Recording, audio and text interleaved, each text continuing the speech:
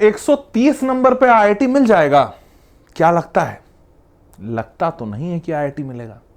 अरे अगर लेकिन 130 पे आईआईटी नहीं मिलेगा तो वीडियो कैसे बना रहा होता मैं, बुढ़वा कहीं के। मिल जाएगा। अब मुद्दा यह है कि 130 में आईआईटी मिल जाएगा ऐसा मैं कह रहा हूं, तो कैसे कह रहा हूं? मतलब डेटा है या फिर ऐसे ही हवाओं में मोटिवेशन के तौर पे? अब देखो, मैं मास्टर तो ऐसा हूं नहीं कि जो मोटिवेशन के तौर पे ये सब बातें बोले। मैं हमेशा से डेटा फैक्ट पे, रिसर्च पे ज्यादा भरोसा करता हूं। तो रिसर्च तो मेरा ये बताता है, डेटा फैक्ट बताता है कि 130 क्या 100 नंबर पे भी आईआईटी मिल जाएगा।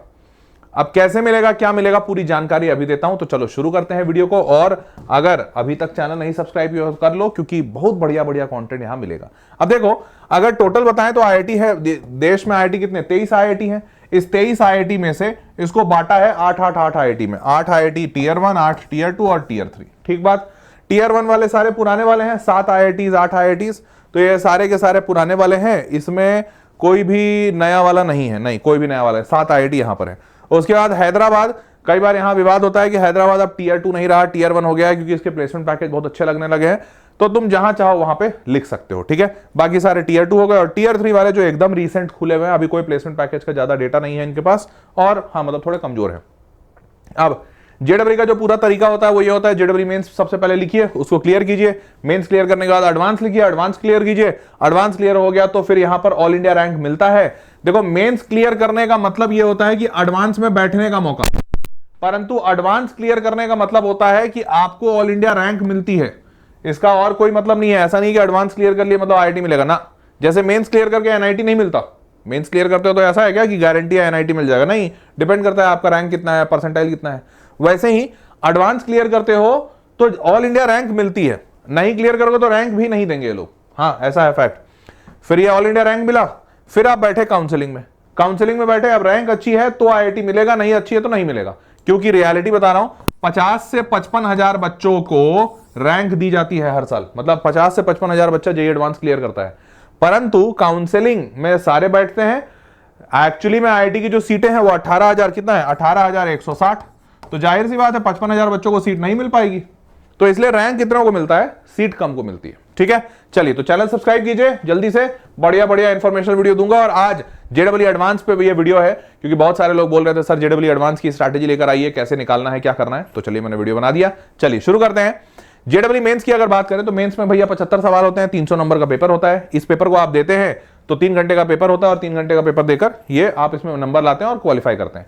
मैं अज्यूम कर रहा हूं कि आप क्वालिफाइड हैं, तभी शायद आप इस वीडियो को देख रहे होंगे। नहीं तो अगर आप मेंस क्वालिफाइड नहीं है, या हो सकता है उम्मीद हो, अभी अप्रैल का रिजल्ट नहीं आया, पर अगर आपकी उम्मीद भी नहीं होगी तो शायद आप ये वीडियो नहीं देख रहे होंगे। ठीक है, तो उम्मीद है या तो आ गया है। मेंस क्वालिफाई करने के बाद आप बैठते हैं एडवांस में। एडवांस जो होता है 3 घंटे का 2 पेपर होता है। पहला पेपर 1 3 घंटे का 180 नंबर, ये 3 घंटा। उसके बाद 2 घंटे का ब्रेक, फिर 3 घंटे का अगला पेपर। तो पहला तो विषम परिस्थिति यहीं पर आता है कि 3-3 घंटे के 2 पेपर देने होते हैं, बीच में 2 घंटे का एक ब्रेक होता है। बच्चा 8 घंटे के लिए ऑन मोड पे रहता है, और 8 घंटे के लिए ऑन मोड पे रहने के लिए आप पहले कोई फिजिकल ट्रेनिंग किए नहीं हो। इसके लिए पहले कभी कोई ऐसा दिन हुआ है जब आप कोचिंग में गए हो, सवेरे गए हो 8 बजे और रात को लौटे हो 8 बजे, क्योंकि बीच में 9 से 12 का पेपर था, फिर 2 घंटा वेट करना था, फिर 3 से 6 का पेपर था, या 2 से 5 का पेपर था। ऐसा हुआ पहले? कभी नहीं हुआ होगा। तो 99% बच्चा ऐसा प्रैक्टिस भी नहीं करता। तो पहला तो ये फिजिकली बहुत ज्यादा एक्सर्शन वाला है। इसमें बच्चा पहला पेपर तो जोश में देता है।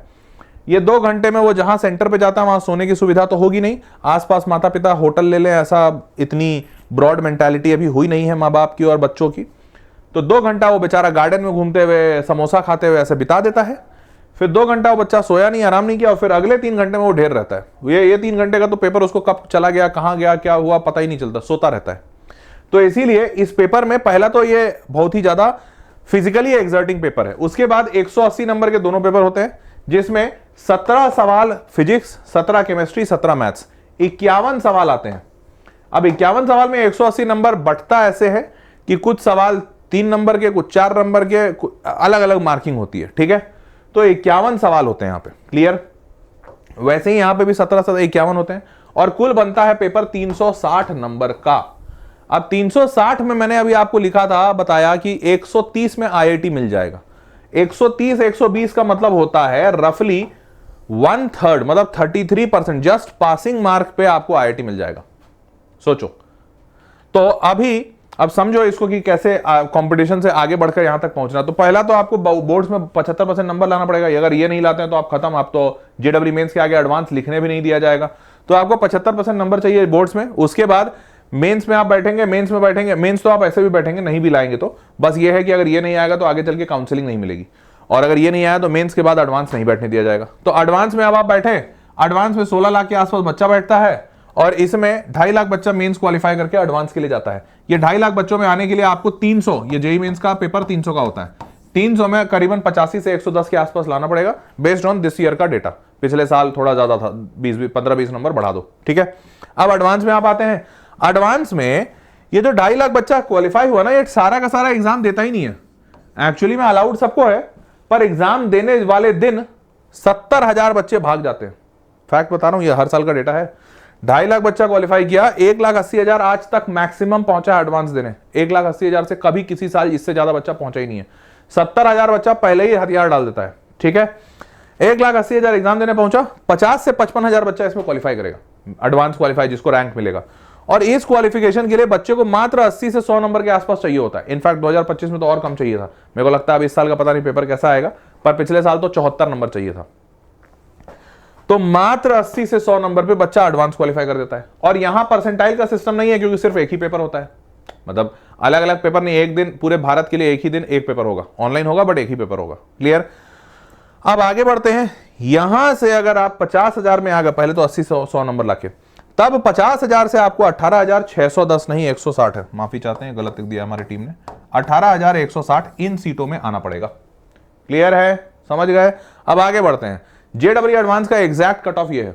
साल 2025 देखिए, जनरल 74, 80 से 100 मैंने बोला था, वो जनरली 74 के आसपास है, बट हाँ पिछले साल 109 भी गया था, इसलिए 80 से 100 का मार्का लिखा हूं। उसके पिछले 86, उसके पिछले 55, देख रहे हो।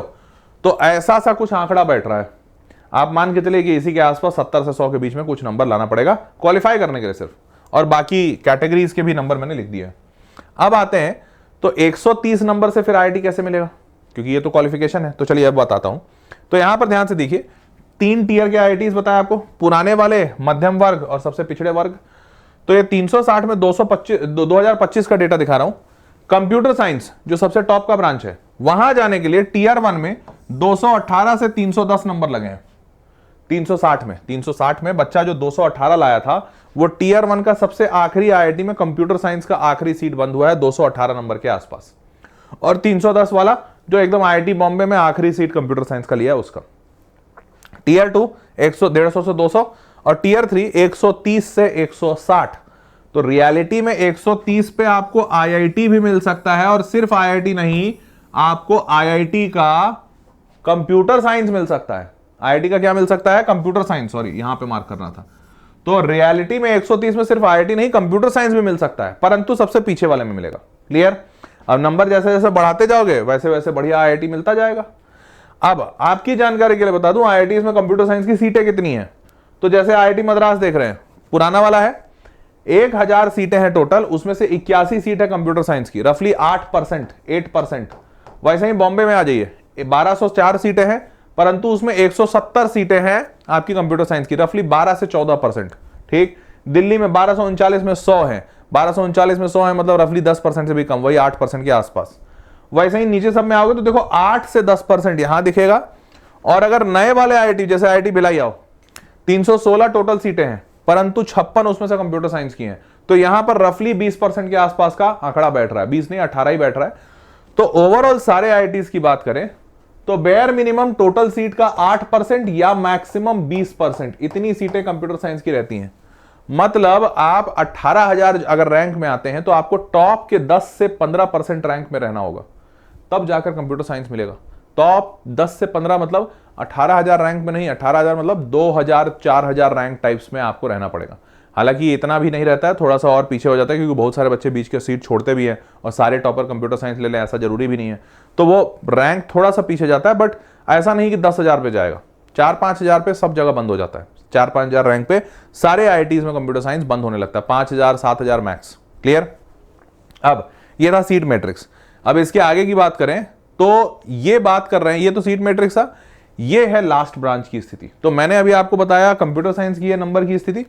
अब लास्ट ब्रांच मान लेते हैं, आप सोचे कि सर कंप्यूटर साइंस नहीं हो पा रहा, तो लास्ट ब्रांच ले लो। लेकिन विडंबना ये देखो कि लास्ट यहां कंप्यूटर साइंस कितने में मिल रहा है, बेयर मिनिमम 131। तो अब 131 पे कंप्यूटर साइंस जैसा बढ़िया ब्रांच, तो लास्ट ब्रांच तो एकदम 50-60 नंबर पे मिलना चाहिए। नहीं, जब आप पूरा नंबर देखेंगे यहां पर तो आपको दिखेगा लास्ट ब्रांच कैसे कैसे, और लास्ट ब्रांच बहुत गंदे गंदे हैं, जैसे applied geophysics, chemistry, biological science, applied geology, इनमें नौकरियां ही नहीं है।